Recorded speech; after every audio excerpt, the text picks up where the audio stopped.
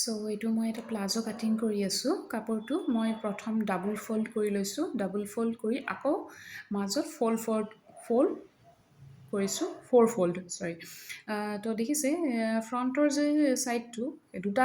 দুটা আছে ফ'ল্ড তো সেইটোতে মই অকণমান সৰুকৈ লৈছোঁ আৰু পিছৰ যিটো আমাৰ বেক ছাইড হ'ব সেইটো অকণমান ডাঙৰকৈ ৰাখিছোঁ প্ৰায় 2.5 ইঞ্চ কাৰণ মোৰ এইটো হেভি চাইজৰ পেণ্ট হ'ব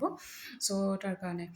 আৰু প্ৰথম মই লেন্থটো লৈছোঁ লেন্থ মোৰ আছিলে 36 তো 36ৰ পৰা 1 ইঞ্চ মই বেল্টটো মাইনাছ কৰি দিম কিন্তু বেল্ট মাইনাছ কৰি চিলাইৰ বাবে মই এক্সট্ৰা হাফ ইঞ্চ ইয়াত এড কৰিম হাফ ইঞ্চ এড কৰিম কাৰণ কি তলৰ ফালে মোক মহৰি বা বটমত নালাগে একো কাৰণ এমব্ৰইডাৰী কৰাই আছে জাষ্ট মই ওপৰৰ পিনে হাফ ইঞ্চ এড কৰি পেলাই লেন্থটোৰ মাৰ্ক কৰিছোঁ চিধাকৈ তাৰপিছত নেক্সট মই যি ক্ৰচ এৰিয়া তাৰ কাৰণে লৈছোঁ ক্ৰচ এৰিয়া মই হেভি চাইজ তো মই 15 লৈছোঁ 15 মই দেখিছোঁ যেতিয়া মাৰ্ক কৰিছোঁ বেল্টটোৰ 1 ইঞ্চি মই এৰি দি পেলাই মাৰ্ক কৰিছোঁ মানে 14 যদি মেজাৰ কৰে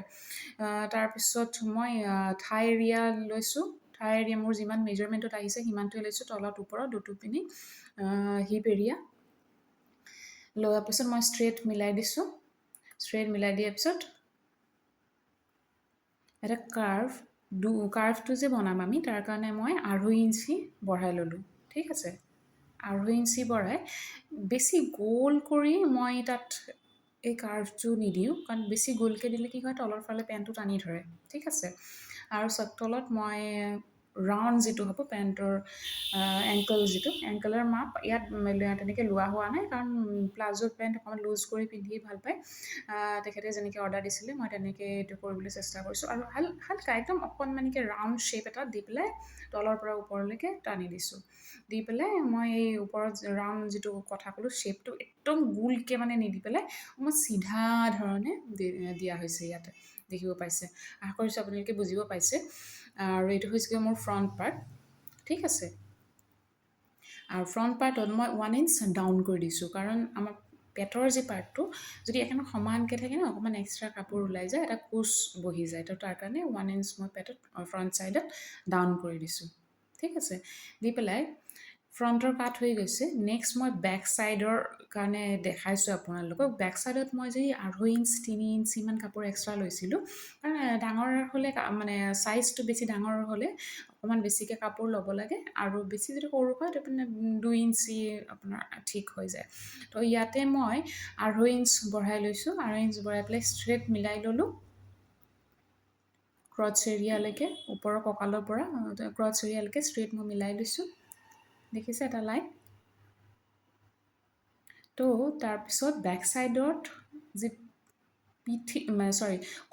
মানে কমৰখন যদি নামি নাযায় তাৰ কাৰণে পিছফালে সদায় আমাক বঢ়াই ল'ব লাগে তো ইয়াত হেভি চাইজ অনুযায়ী মই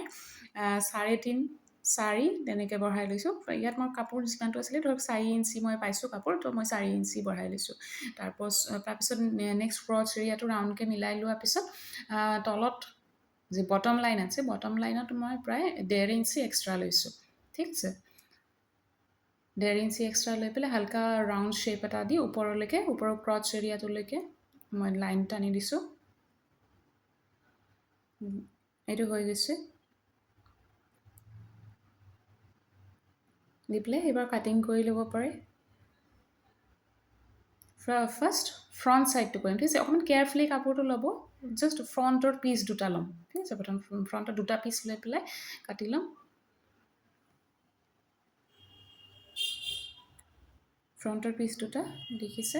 আচলতে মই নতুনকৈ ভিডিঅ' বনাবলৈ ট্ৰাই কৰিছোঁ খুব এটা ভিডিঅ' এডিটিং বা ভিডিঅ' এনেকৈ বনোৱা মোৰ অভ্যাস তেনেকৈ নাই আগতে অকণমান ট্ৰাই কৰিছিলোঁ যদিও আকৌ নতুনকৈ চেষ্টা কৰিছোঁ আশা কৰিছোঁ আপোনালোকে মোক ছাপোৰ্ট কৰিব আৰু তেনেকৈ কথা কোৱা হেবিট নাই যে মই মাইক লৈ বা কেমেৰা লৈ পেলাই ক'ম তো অকণমান ভুল হ'ব পাৰে আপোনালোকে যেন মাফ কৰি দিয়ে বা সেইখিনি কিবা ভুল দেখিলে আপোনালোকে মোক নেক্সট কমেণ্টত যেন জনায় যে কেনেকৈ কি কৰিব লাগে আপোনালোকৰ ওচৰত সহায় বিচাৰিছোঁ আৰু ঠিক আছে ফ্ৰণ্ট ছাইডত যে 1 ইঞ্চ ডাউন কৰিছিলোঁ তাৰ পৰা মই মাৰ্ক কৰি সেই মাৰ্কতে কাটি ল'লোঁ দি এইবাৰ এই হৈছে ট্ৰিকি এইখিনি কাম, কাৰণ মই এইটো একেবাৰে ইজি ৱেত একেবাৰে একেটা জইনতে কৰিছোঁ, ছাইডত মোৰ কোনো জইন নাই যিহেতু। তো ইয়াত সেই বেক ছাইডত যে মই লাইনটো আছিলে চিধাকৈ মই সেইটো টানি ল'লোঁ, তাৰ পৰা 4 ইঞ্চ মই যে ওপৰলৈকে কৈছিলোঁ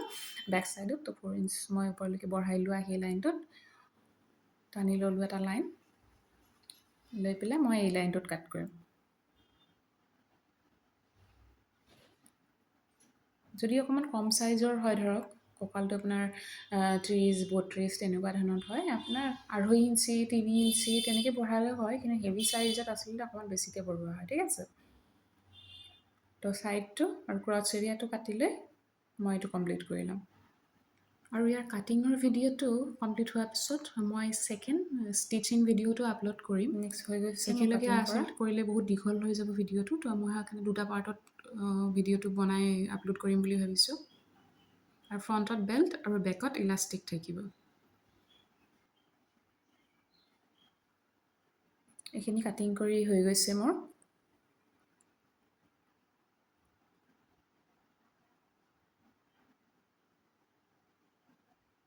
কাটিং কৰি হৈ গৈছে, দেখিছে মই খুলি লৈছোঁ, খুলি লোৱাৰ পিছত দিয়ে ফ্ৰণ্ট